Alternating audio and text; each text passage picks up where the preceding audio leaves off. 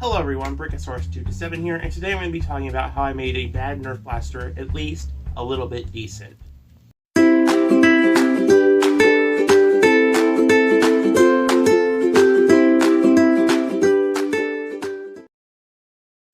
So, this video specifically is for Springs Insanity because I thought he'd like to see this because this is kind of one of his least favorite blasters. It's the Code Breaker bow. And I thought, would it be cool if I was able to make it at least a decent blaster? And I was able to do that with the help of my brother with a few certain things that I couldn't figure out. So let's get started with the overview of the new Code Breaker bow. And yes, this is also another episode of I Need a Haircut. Here is the new Code Breaker bow. Now I really want to paint it up and give it some other cool looks and stuff. But first off, I got rid of the lock thing. I think it's stupid. It's not as efficient as something like the new X-Shot lock blaster. It's literally inefficient, it doesn't work right, it's just very hard to use, and I don't even know the code. So I took the lock out, and that made a lot of things better. It also made me be able to actually dry fire this blaster, which is not the best thing for string blasters, but it's still pretty fun. Also, by replacing a couple springs and stuff like that, we were able to get right here where the dart is being held, this little thing that lifts. It was not lifting all the way up normally stock-wise. We were able to fix that.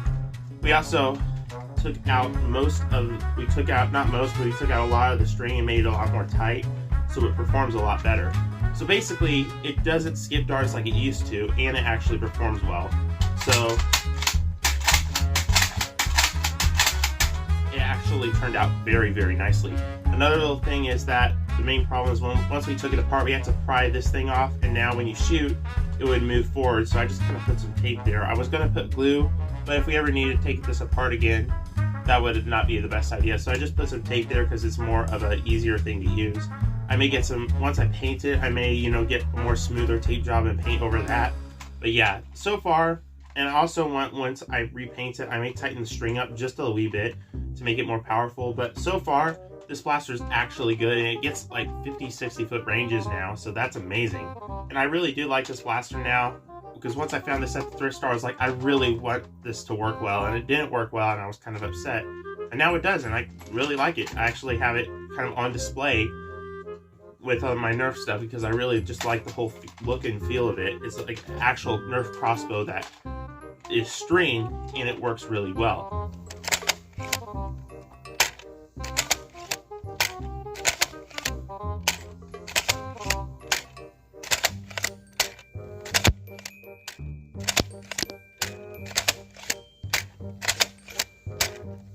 So the performance is much better than before with the Titan string, and it feeds perfectly because of that mod where basically we fixed the whole dart string catch thing. It's hard to explain, but it's basically fixed and it works perfectly now.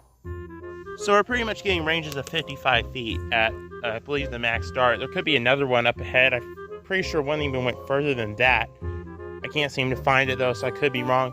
Still much, much better than before where it was shooting like 30 feet. Again, performance is great and the accuracy is really good as well. So did I fix the Code Breaker bow? Sort of. Is it a good blaster still? Not really. It's a very fun and usable blaster now with some decent performance. It's actually usable and good to, plink around with. So I think this is a perfect success. I can't wait to paint this up, maybe tighten the string a little bit and make it more practical, because for 8 rounds, the size of this blaster is not practical, but it's a crap ton of fun once it's actually in good performance. So, or once it's actually fixed with the general problems it has. So yeah, what do you think, guys? Did me and my brother do a good job with the Code Breaker bow, or do you think it's still not a great blaster? Let me know in the comments down below. Bye bye.